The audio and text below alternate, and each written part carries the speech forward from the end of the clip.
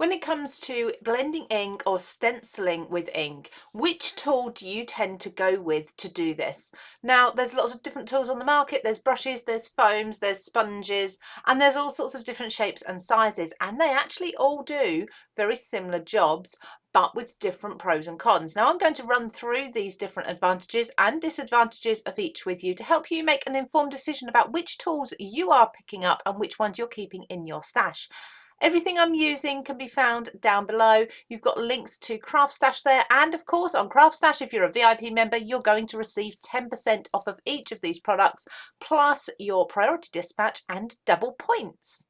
You can find out more about being a CraftStash VIP member through the link below. Now I'm going to start at the beginning where I started with blending tools and walk you through the progression of the tools that I've used and why each one has its place in the market, what you might use it for. So I'm going to start with these blending brushes. So these are longer brushes, almost like paint brushes. These ones are really not very popular anymore because the more controllable oval brushes have come in, but we'll come to those in a little while. However, I have still seen some people using these quite recently. So as I say, they are a long brush. You have the nylon or polyester style bristle. This just means that that's not going to absorb the ink. It's going to sit around the bristle, helping you then take it onto your paper.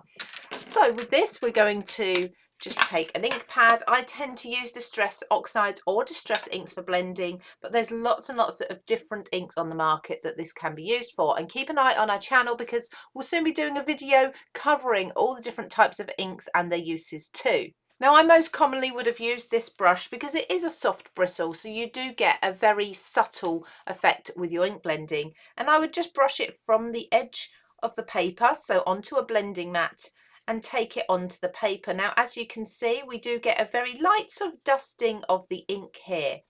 Now, this is great if you do want a really subtle effect. You don't have a huge amount of control with this type of brush because of the long handle and the longer bristles.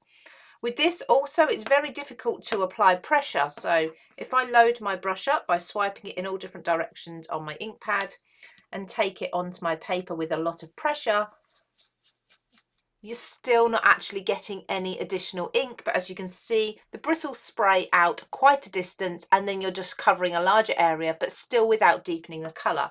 The trick with these is to keep building the colour up in the same area, going over and over. Now with these, you can work in circles, so you can capture every area of the grain of the paper, so you do get a really nice coverage, but again, you do really have to build this up. So definitely subtle edging is perfect for this. Now, when it comes to stenciling with one of these types of brushes, what I've found is that the bristles, because they are so long and you don't have that really good control over where they're going, it's very easy for them to kind of just tuck under the stencil in places if it's not really securely stuck down. So again, you're going to end up with a much lighter coverage because you really can't press down hard with these. And sometimes you don't get the perfectly defined image. This one's not too bad, but if I tried to press down harder, you'd risk those bristles actually going under the stencil quite easily, which is definitely something we don't want to do when we're trying to get a crisp, clear image. So the next in my personal stash was the foam blender. So this is a small foam circle with the hook and loop fastening to go onto a wooden handle. So you can replace these. So you only ever needed to buy one handle and you could buy yourself replacement pads. And as and when these got really full of ink or you needed other colours or they just wore down, you could replace them quite inexpensively. So these are still a firm favourite amongst many crafters. A lot of people haven't evolved to more modern brushes and such, which we'll cover in a moment. And I noticed people, famous crafters such as Tim Holtz, will still use at times a foam blender. So with this one, I loved it for years. It was just my go-to. It's what everyone was using and they do have their place. Now, because of the flat surface on here and the rounded edges, you're going to still get a really nice blend, but I still feel you can risk getting some harsh edges. Now, because this is a foam rather than a nylon or polyester type bristle, this is going to hold on to the ink a little more than it would with a brush. So sometimes you may feel that the ink is kind of just sitting in the blending foam there and you're not actually utilising it onto your paper, but it's a minute amount. So again, with this, you're going to put it onto your mat and you can see the transfer there, and work in circles. We're always taught to work in circles. But as we come on, you do actually have more of an option to press down lighter or harder to get different effects. So this is quite light for me. And if I apply more ink and then press down harder, you can see you can get a much deeper effect quite easily, which we couldn't get with the previous brush.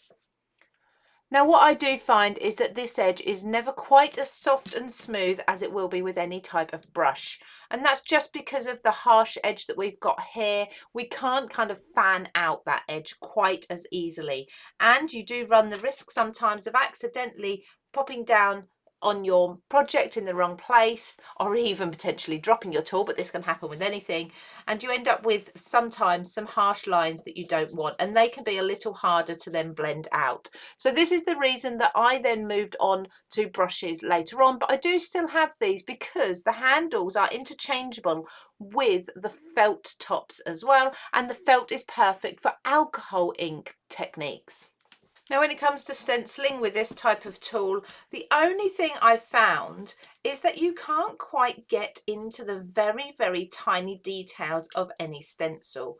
So here I've got one of my texture stencils. This one has some letters, and because with bristles, with brushes, you can really get into that detail and get into all the angles, but you can only really press downwards with this. So really the edge of each of the apertures there in the stencil are becoming missed, and we kind of get half designs here. We're not quite getting into the tiniest detail.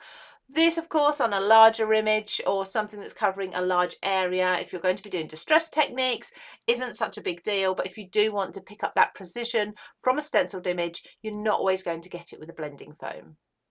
So very similar, but a much more modern product is the domed blending foam. Now this takes away that disadvantage that we spoke about, having that harsh edge around the circular foam. So you've got more of a tapered edge here, which reduces the chance of you getting those lines when you're blending. So in exactly the same way, these blending foams, you will load up your blending brush and just take them gently to the edge of your paper off a mat.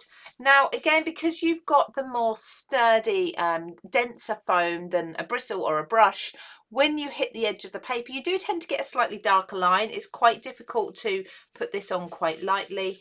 But what I tend to do in this instance, if I don't want a harsh edge, I don't apply any more ink and I just keep working with what I've already blended. I can again press down much harder if I want to cover a larger area at a time, but I'm still getting that nice soft edge.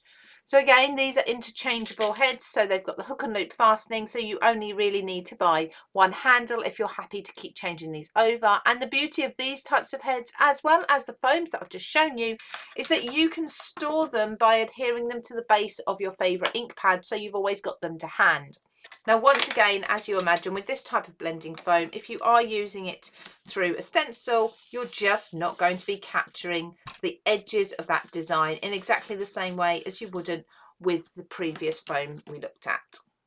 So then came the production of these types of blending brushes. Now you'll have seen these around. Initially, they used to be used for applying makeup. That's where the inspiration came from. And the way that they flawlessly spread the makeup around, blended it in beautifully and softly at lots of different angles, it just made them perfect for doing exactly the same with ink. And as you can see, you can get them in different sized heads. They're usually circular or oval. You can get these down to heads that are really quite tiny, and the handles come in rainbows of colours. Some of my favourites are these ones from CraftStash. They have a medium size head and they also have the pastel coloured handles. So these are perfect because the handles are a little bit flexible, giving you the ability to apply more or less pressure as you need. So these kind of have the benefits of both the blending foam and the brushes that we saw at the beginning. So you're going to be able to get that really nice soft build up of colour by applying lightly. You're not getting the harsh edges But alternatively, which you couldn't do with the longer brush bristles, you couldn't apply harsh pressure. With this one, we can put a lot more pressure down. Now I'm using here quite a light coloured ink, so you won't see it quite as well. But if I'm using a darker ink, you could see that I'm getting a much deeper build-up of colour, much quicker. Due to the shorter bristles, that pressure is really getting onto the end of them, and they're not spraying out in the way they were with these brushes. And for that reason, when we go to use a stencil, for example, we can really get into all of those different angles of the stencil. We can get right into the detail with no fear of the bristles actually creeping underneath the stencil there. And we know we're going to get a really nice, clean and crisp image. Now, one thing you can do with any sort of bristle or brush that you can't do quite as easily with the foams is wash them. Because of that polyester or nylon coating, whichever your bristles have, like I say, the ink is going to just sit around them and not actually soak into them. So some warm soapy water will get these clean quite quickly. As you can see, I don't always clean mine as soon as I should do, but you want nice clean bristles for the perfect blend every time you come to use them. With the blending foams, it's not quite as easy to wash them. You can run them under the tap, but they do take an awful long time to then dry. And when they dry, they're always going to be stained with colour because they are actually soaking in the ink. So that covers your basic blending tools, the evolution from brushes to foams, then back to brushes, which in my opinion, they have evolved and changed enough to make them even more usable and craft friendly. But then something CraftStash has lots of different variants of these fantastic tools. So we have blending foams and blending brushes in different types for different reasons. So let's start with the stencil brushes. Now these are much smaller. Again, they have the shorter bristles, which means you've got fantastic control. You can still use them with stenciling. In fact, these ones are called stencil brushes for that reason, because they are perfect to use with your stencils. As you will see, you won't get the bristles going underneath the stencil, but they will get in at every angle. And because these are smaller, if you want to do your stencils in different colors, pick out, for example, I don't know, flowers and stems in different colors, you can do that with the smaller head of the stencil brushes. And I love these ones because for storage, they've actually got the string on, so you can hang them up. Personally, I hang mine on a jewelry tree. So you can see how clear that image is, and I could work at that. I could have made that into an ombre because the smaller head allows for just picking out a tiny amount. Now, of course, stencil brushes aren't exactly ideal for doing large area blending, but you can still blend the edge of your cardstock with these quite nicely, as long as you're not wanting to go in too far with them. Finger dauber blending foams are a brilliant purchase as well. Now these will work again, picking out smaller detail in your stencils, for example. But the beauty of these is they actually have a space for your finger to go in. So these are really easy to hold. If you struggle with gripping items, you can just pop them on your finger. You can use different variants of pressure with these. Again, you do have those slight disadvantages with it being a foam, but these are a domed foam, so you're not going to get the issue of that harsh line that we spoke about with the first blending foams. So again, you can ink the edges, you can blend colours into each other on a smaller area. You're not going to want to do a large area with this, but when you're doing your stenciling, again, you're going to be able to just pick out small areas. So for example, if I just wanted to stencil every alternative shape in this pattern, I can easily do that without overlapping the stencil design anywhere. And again, if you want to be just picking out flowers and butterfly wings and things like this in a design, you can do that too.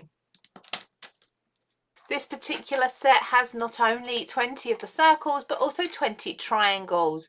Now, although I don't use these often, they are really helpful if I really need to get into the corner of a stencil, for example, or into some small, tiny detail. So this green one was probably where I was just picking out a tiny leaf or something on a stencil previously.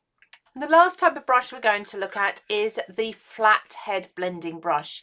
Now we sell these in packs at CraftStash, and I just think they're perfect just to even just have one pack in your stash, because if you need to fill a really large area, this is going to give you super smooth blending. Again, we have all those benefits of having the shorter bristles so you can apply different variants of pressure, but for covering a large area with a complete smoothness, these are absolutely perfect. So look how quickly I've been able to blend that colour into that large piece of cardstock.